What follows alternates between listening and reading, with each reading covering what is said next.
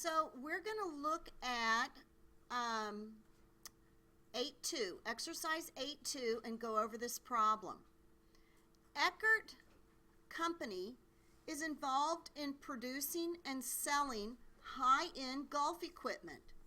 The company has recently been involved in developing various types of laser guns to measure yardages on the golf course. One small laser gun called Little Laser appears to have a very large potential market. Because of competition, Eckert does not believe that it can charge more than $90 for the Little Laser. At this price, Eckert believes it can sell 100,000 of these guns. Eckert will require an investment of $8 million to manufacture, and the company wants a return on investment of 20%. We need to determine the target cost for one Little Laser. Okay? So how are we going to start that? We got to first determine our return on investment, don't we? So in order to determine our return on investment, we are going to start by our investment.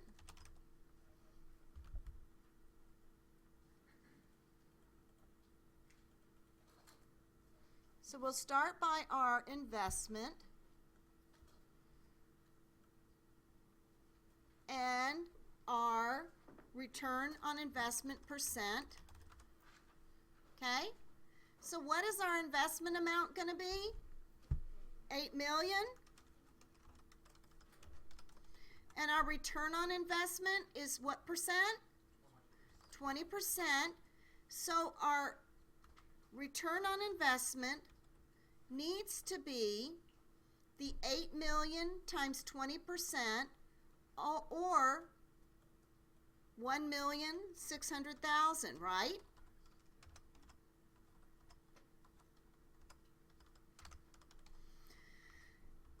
So we know we need 1,600,000 return on investment. Now let's determine return on investment per gun, okay, or per unit. So we've got here 1,600,000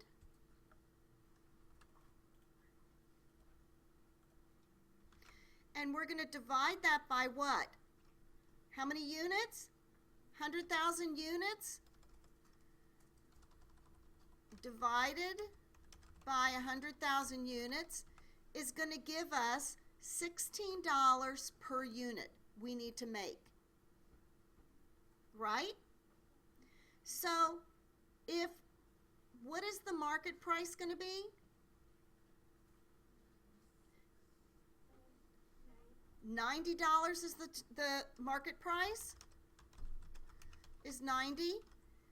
And what is our desired profit? Is 16. Then our target cost needs to be what? $74. Does that make sense, guys? How we're calculating that?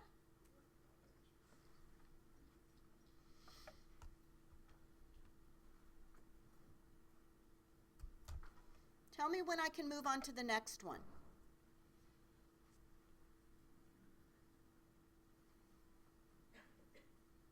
So it wouldn't do it? Because it says that it doesn't think that it can charge more than $90 for it. Correct. It can't charge more than, so that we know that the market price is 90. We know our profit is 16. That's what we want to get. So we would have to only have our cost at $74 in order to do that. Our job was to determine the target cost, because the market price is given to us. This is not where we set our own pricing, cost plus pricing, cost plus. This is where we have to determine the target cost, because the market price is given to us. Okay? Let's look at 8.3. Hannon Company makes swimsuits and sells these suits directly to retailers. Although Hannon has a variety of suits, it does not make the all-body suit used by highly skilled swimmers. The market research department believes that a strong market exists for this type of suit. The department indicates that the all-body suit would sell for approximately $100. Given its experience, Hannon believes the all-body suit would have the following manufacturing costs. So it tells us our direct materials, labor, and manufacturing overhead. Assume that Hannon uses cost plus pricing, setting the selling price 20% above its costs. What would be the price charged for the all-body swimsuit? Okay, so you're saying the answer would be 120. How are we going to calculate that? We're going to take the cost of how much? 100, right? And what kind of markup do they want? And profit is 20%. So the selling price, or the target selling price, would be what? 120, right?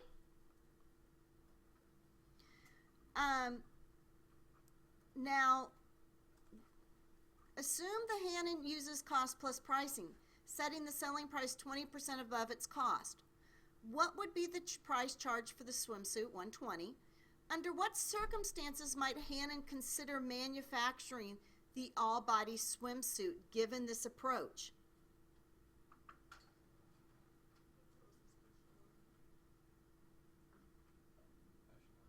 Special order, where what we consider our fixed costs, because they have excess capacity, isn't going to affect the price.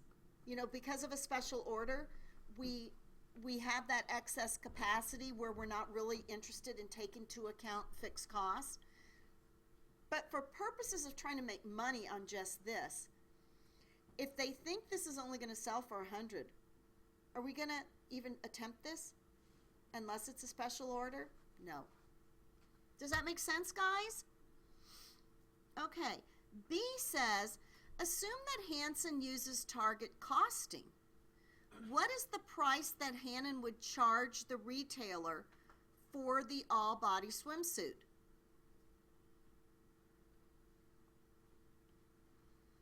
So target costing, what does that mean, guys? It means the price is already set. And what is the target price? 100. Remember they said that they think that's the cost of the suit? So the price that Hannon would charge the retailer would be, the selling price would be $100.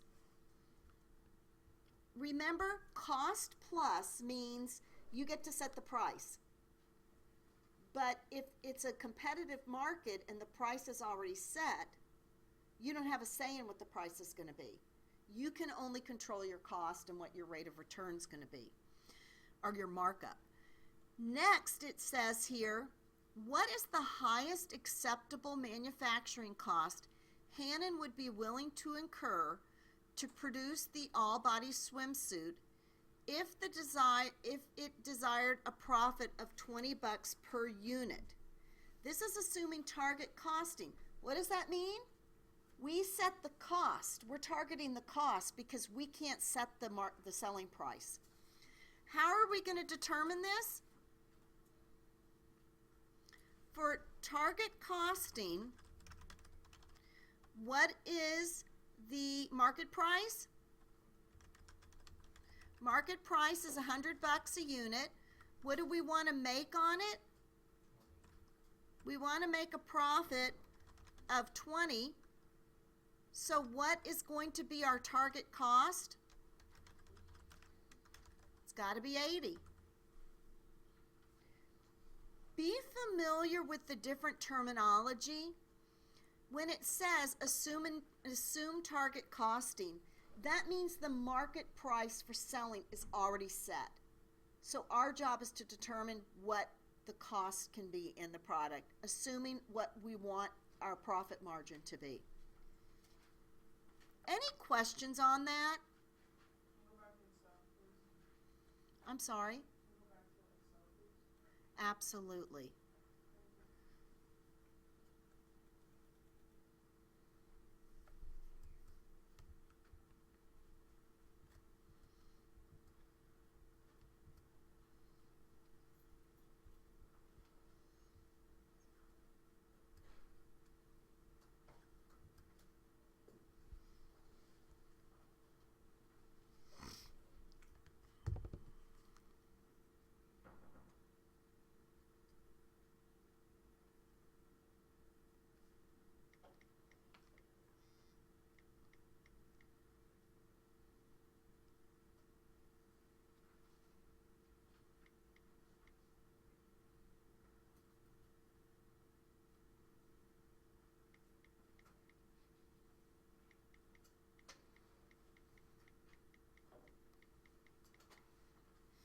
Okay.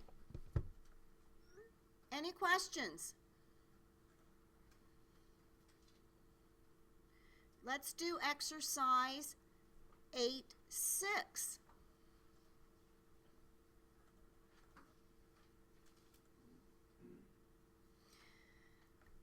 Alma's recording studio rents studio time to musicians in 2-hour blocks. Each session includes the use of the studio facilities, a digital recording of the performance, and a professional music producer / mixer. Anticipated annual volume is 1,000 sessions. The company has invested $2,352,000 in the studio and expects a return on investment of 20%. Budgeted costs for the upcoming year are as follows.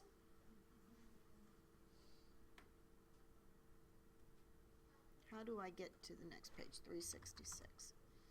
So it tells us our direct materials, our direct labor, variable overhead, our fixed overhead, our variable selling, and our fixed selling.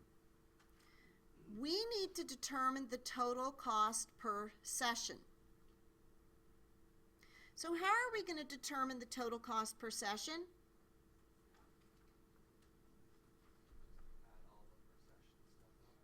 Okay, let's start by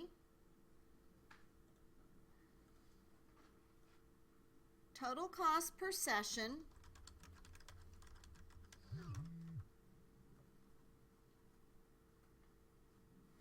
Excuse me.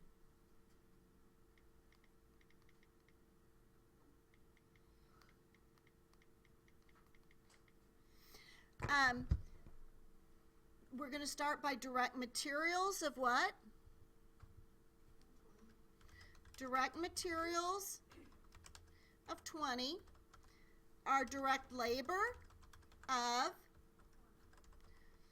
our variable overhead of 50.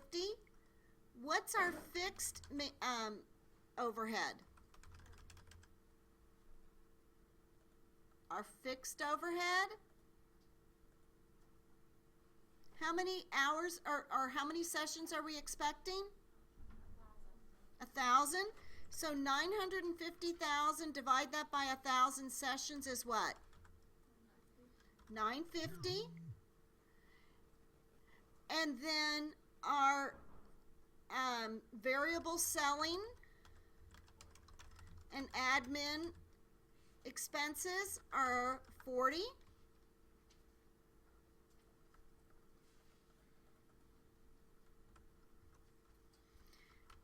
And then our fixed selling and admin expenses are what?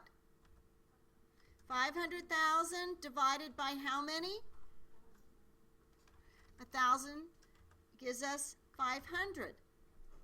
So what is our total here?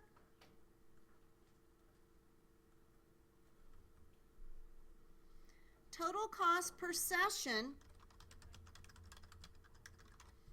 $1,960 cost per session. That's our cost, okay, per session. if we go back here, it says determine the desired rate return on investment per session. So we determine our return on investment at, we want a return of 20%, don't we? So we want a 20% return on investment. So our return on investment, ROI, is going to be equal to 20% times what is our invested assets? 2,352,000. That is going to equal what?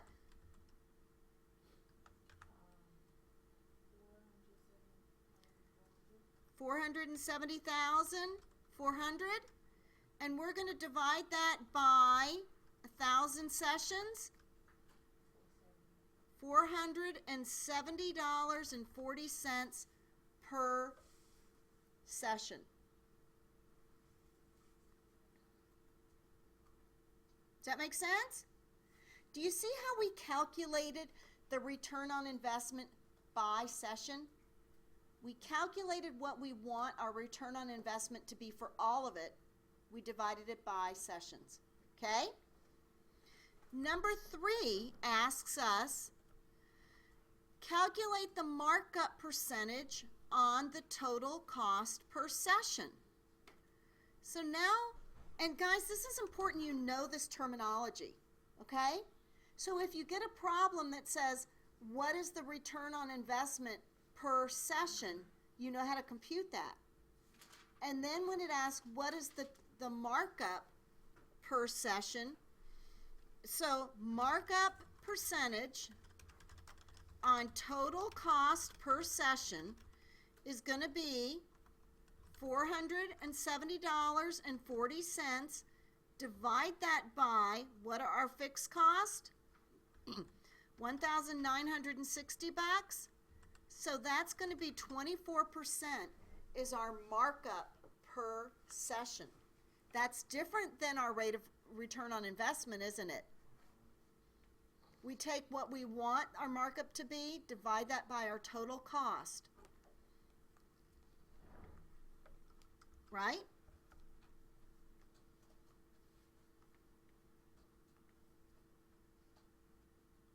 What is our target price per session?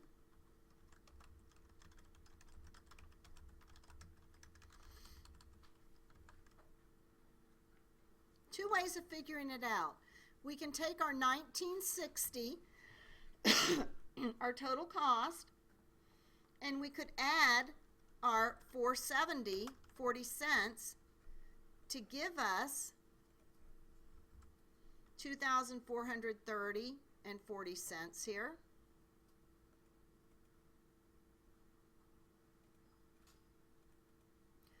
Or another way we could do it is we could take our 1960 times 24% and add the two. So we take this times this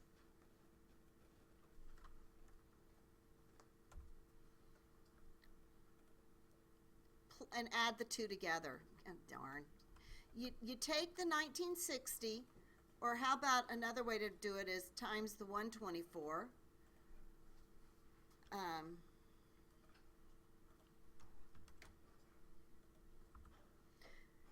We're going to come up with the same number either way, if we use the percent or if we use the cost per the markup per session.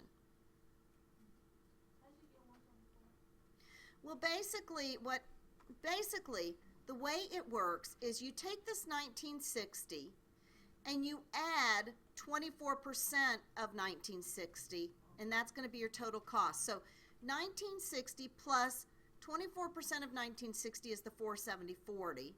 You just see what I'm saying? And so that's how you're going to ultimately get the same 2,430 and 40.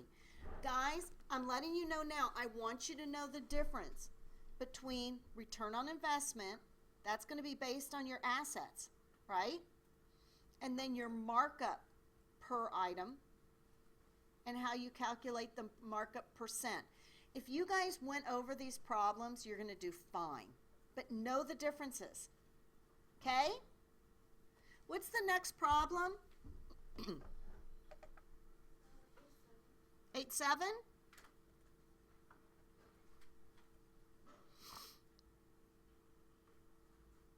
Perfect. Okay, guys. 8-7. How are you guys doing? Is it making sense? Yes. 8-7. Pargo Corporation produces industrial robots for high precision manufacturing. The following information is given to Pargo Corporation. So we've got our direct materials of 380. We've got our direct labor of 290, our variable manufacturing overhead, and then our variable selling and admin expenses, along with our fixed manufacturing overhead and fixed selling and admin expense. The company has a desired return of investment of 20%. It has invested assets of $51 million. It anticipates production of 3,000 units per year. Compute the cost per unit of the fixed manufacturing overhead and the fixed selling and administrative expenses.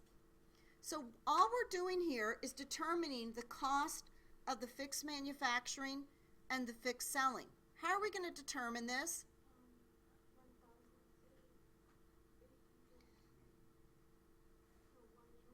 1,800,000 divided by how many units? 3,000 units. So basically all we'll have to do here is, the way in which we determine this is our fixed manufacturing overhead per unit is going to be our 1,800,000.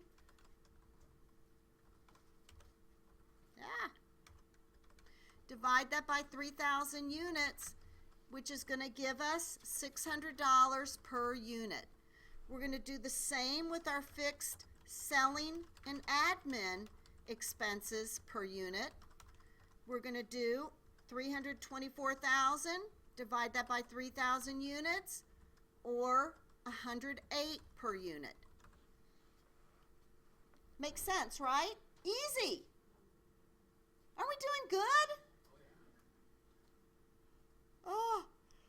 Oh boy. Okay, next. Compute the desired return on investment per unit. How are we going to do that?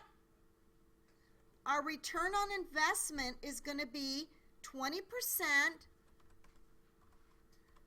of what number?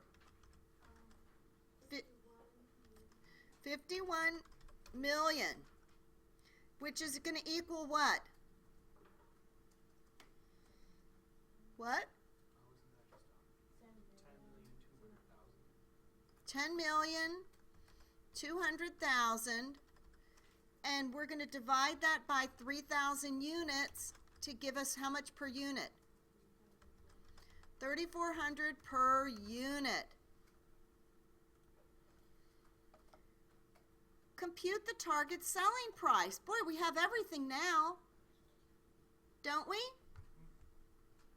So the target selling price is going to be, what are we going to start with? We're going to start with direct materials of how much? 380. What's next? Direct labor, 290. Variable manufacturing overhead, 72. Fixed manufacturing overhead is what? 600.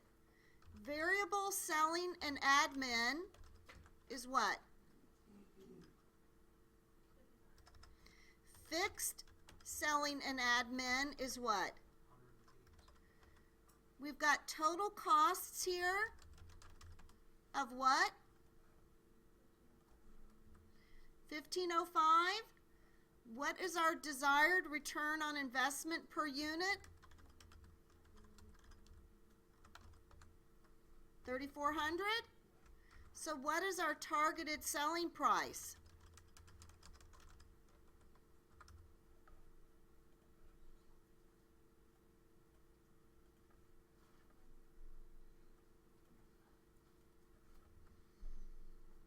$4,905. The 1505 plus our desired return on investment per unit. Does that make sense? How are we doing, guys? Yes? No? Who's got that sheet of paper? Awesome. I'll get it. Just don't let me forget it. Okay. The last problem we have to go over is problem 8.1.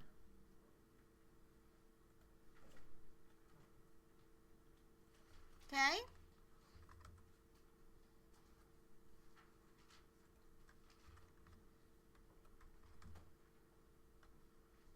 What page is it on?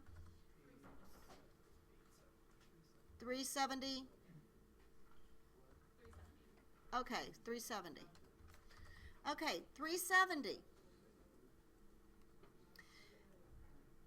Do It Corporation needs to set a target price for its newly designed product M14-M16. The following data relate to the new product. So we've got our per unit and our total. These costs are based on a budget volume of 80,000 units produced and sold each year. Do It uses cost plus pricing methods to set its target selling price. The markup percentage on total unit cost is 30%. What we have to do is compute the total variable cost per unit, total fixed cost per unit, and total cost per unit for M14 to M16. Okay? So how are we going to do this?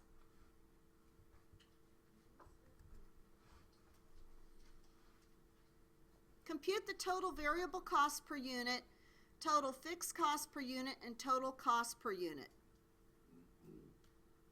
Who wants to start?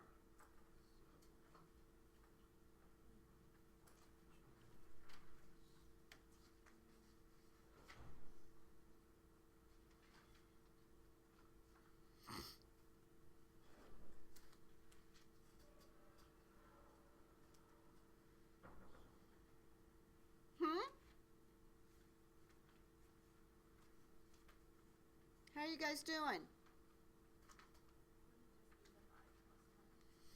So our total variable cost per unit is going to be our $10 plus our 20, our 40, our 10, and our 5, right? Which means 75 bucks, right? What's our total fixed cost per unit?